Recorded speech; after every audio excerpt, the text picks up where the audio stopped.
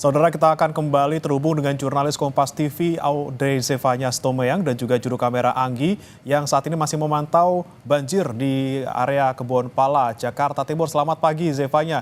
Tadi Anda sempat laporkan bahwa hingga pagi ini masih banjir di sana, masih terendam hingga 75 cm. Kemudian apa alasan dari warga yang masih bertahan hingga pagi hari ini?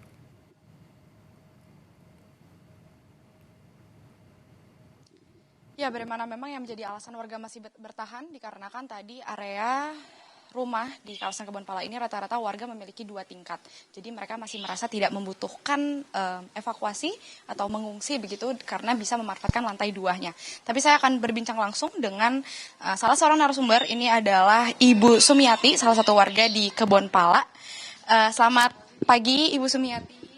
Pagi. Ibu, ini memang kan kalau bisa dilihat ini visualnya memang dalam sekali ya Bu. Ini ketinggiannya kurang lebih 75 cm pagi ini air menggenang. Ini mungkin boleh diceritakan semalam ini bagaimana Bu? Air mulai meningkat itu mulai pukul berapa dan kemudian surutnya itu di jam berapa? Jam 8 dia hujan kan lebat. Dia mulai naik jam 9. Tapi sebesarnya ini pukul 5 tadi pagi. Tapi pukul 5 pagi tadi sudah sedikit menyurut, kemudian ini naik lagi ya Bu? Iya, tadi udah surut, jam 4-an yang surut. Udah naik lagi, pas jam 5 lebih gitu, setengah 6-an. Nah, tapi kan saya lihat ini warga masih ada yang memilih untuk berdiam di rumah begitu ya Bu? Masih ada yang, meskipun itu mondar-mandir, beraktivitas begitu, ini tidak ada yang memilih untuk mengungsikah atau bagaimana? Kalau mereka kalau belum besar, belum sampai siaga 2 ya, atau siaga 1, mereka masih bisa di rumah masing-masing. Karena kita masih bisa bolak-balik buat ke warung. Oke, berarti ini masih bisa aman lah. Masih aman. Oke, tapi kalau dari bantuan sendiri sudah ada yang diterimakah sampai pagi ini dan apa yang paling dibutuhkan Bu kira-kira? Pagi ini belum ada sarapan ya. Kita kalau pagi ini kasihan, dia orang kan dari kemarin kebanjiran. Nah, makanan kecil, makanan ringan atau roti atau biskuit ya, belum ada. Nah, semalam kita dapat bantuan dari PMI, itu udah malam, jam 11 ke atas. Jadi mereka udah pada tidur, udah pada kecapean. Akhirnya nasi di rumah saya banyak, ada 70. Terdampar aja begitu. Nggak dimakan begitu ya? Tapi saya mau olah, nanti telurnya kan direbus. Sama ada ikannya, saya mau olah, nanti saya mau bagi tetangga, nanti saya mau angetin. Berarti mungkin pengiriman bantuannya untuk waktunya bisa diperhatikan lagi. Diperhatikan lagi lambat, agak sorean lah, jam 7, jam 8 kita udah terima, kita masih bisa kasih walaupun hujan ya.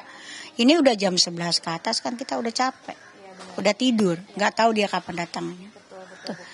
Tapi saya udah sampaikan tadi sama orang kelurahan tuh, Satpol PP-nya saya udah minta salam gitu. Soal ini udah saya nerima udah 2 kali begini. Ini untuk menunggu air surut kira-kira berapa lama Bu kemungkinannya? Apakah tidak bisa dipastikan? Nggak bisa dipastikan.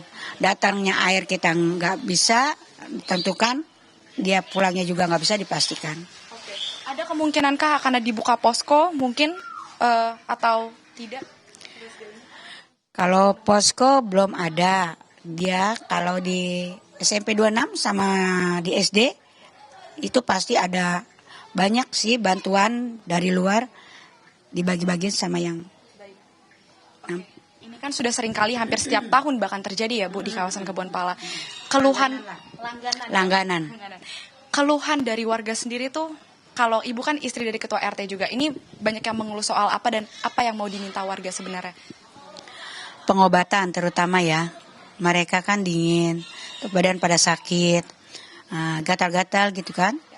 Nah, kita minta pengobatan gratis ya, sama makanan ringan gitu. Bantuan misalkan buat pembersih pewangi gitu ya, buat pembersih-bersih. Nah, sama yang pangan-pangan gitu buat pembersih. Kalau memang ada bantuan buat kebersihan. Sama balita banyak minta pampers, kasihan mereka sama makan biskuit bayi. Dari pemerintah provinsi sendiri, Gubernur kita Pak Pramono kan ini juga sudah menyiapkan sejumlah bantuan. Ini ada yang mau disampaikan juga mungkin ke Gubernur Jakarta? Bapak Prabowo ya. Pak Pramono. Oh, Bapak Pramono. Saya minta bantuannya di RT 13, Pak, karena kan kita terlalu darurat. Di mana air selalu pasti siaga 1 di 13 ini ya. Pasti terdampak walaupun siaga 3 itu air selalu datang. Pasti ada kiriman. Kalau dimisalkan bantuan tolong percepat karena balita banyak, ada yang baru melahirkan. Ya, tolong disampaikan. Lansia banyak. Baik, terima kasih Ibu Sumiati sekali lagi. Semoga air cepat surut. Mohon maaf untuk musibah yang terjadi. Semoga juga semangat membersihkan rumahnya ya Bu. Terima kasih Ibu. Itu dia tadi bagaimana juga saudara. Ini memang air tinggi sekali. Bahkan saya melaporkan saja ini sepaha saya begitu ya. Nah ini memang kalau tadi saya catat yang sangat menjadi sorotan dari warga ini adalah terkait bagaimana bantuan ini dikirimkan oleh pemerintah setempat.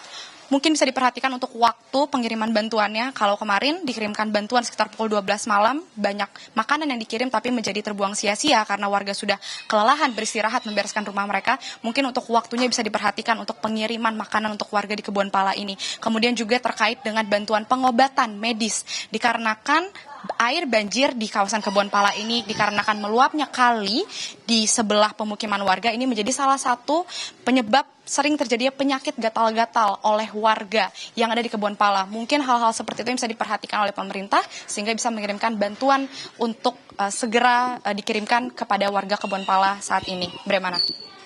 Baik, terima kasih Zevanya Sitomeyang melaporkan langsung dari Kebon Pala, Jakarta Timur bersama dengan juru kamera Anggi. Selamat bertugas kembali.